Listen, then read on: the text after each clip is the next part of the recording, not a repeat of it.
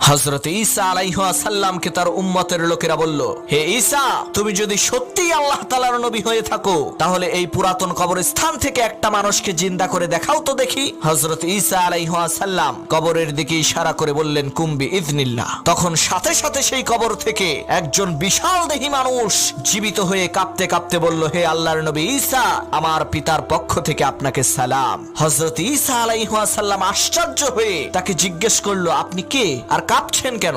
তখন সে বলল, আমি হযরত নূহ আলাইহিস সালামের পুত্র শাম। আমার পিতা আমাকে আগেই ভবিষ্যৎবাণী করে দিয়ে গেছে যে তুমি মৃত্যুবরণ করার ৪৫০০ বছর পর হযরত ঈসা আলাইহিস সালামের মুজিজার কারণে তোমাকে আবার জীবিত হতে হবে। আর আমি কাঁপছি এই কারণে ৪৫০০ বছর আগে আমি ইন্তেকাল করেছি, কিন্তু এখনো পর্যন্ত সেই কঠিন মৃত্যু যন্ত্রণা আমি অনুভব করছি। এখন যে আবার জীবিত হলাম সেই কঠিন মৃত্যু যন্ত্রণা যাতে আমার আর না হয়।